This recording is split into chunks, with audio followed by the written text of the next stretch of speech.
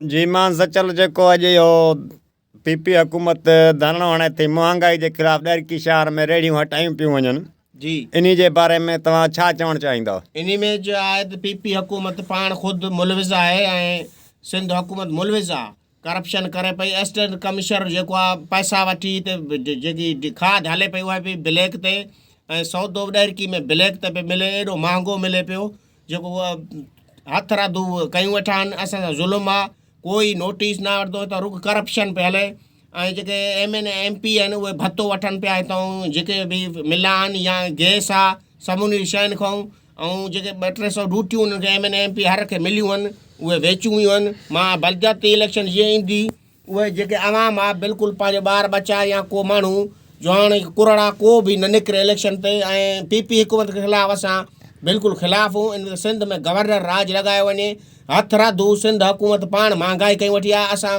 3 ॾींहं खाद जे लाइ विया आहियूं, खाद असांखे न मिली आहे, उहा बि 2500 रुपए बोरी ब्लैक ते हलाई वई आहे।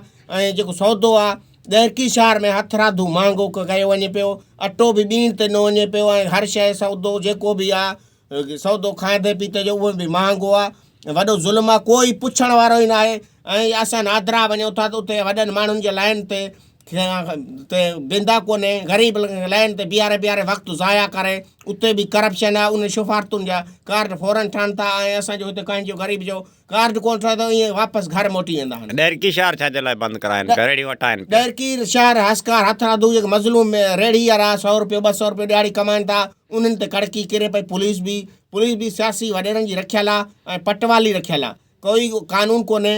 ऐं जेकॾहिं ग़रीब सां ज़ुल्म थिए पियो को इंसाफ़ कोन्हे। सिंध हुकूमत हथ राधू महांगाई कई वठी आहे। असां हथ राधू महांगाई ख़िलाफ़ु सख़्तु एहतजाज करे रहिया आहियूं ऐं वफ़ाक़ इन ख़िलाफ़ु नोटिस वठी सिंध में गवर्नर राज लॻाए ऐं हर सौदे ते ऐं खाद ग़रीबनि खे बि सही नमूने सां मिले। 2500 रुपए फी यूरिया मिले पई, इहो बि ज़ुल्म आहे। ऐं सौदो बि जेको आहे ना इंसाफ़ी सां मिले पियो, इहो बि ज़ुल्म आहे। इन ख़िलाफ़ु सख़्तु वफ़ाक़ नोटिस वठी कार्रवाई करे। कुहाड़ो साईं छो खयो आहे? कुहाड़ो इन पीपी हुकूमत खे असां मुंहं में करे हणंदासीं, इन जे लाइ खयो आहे।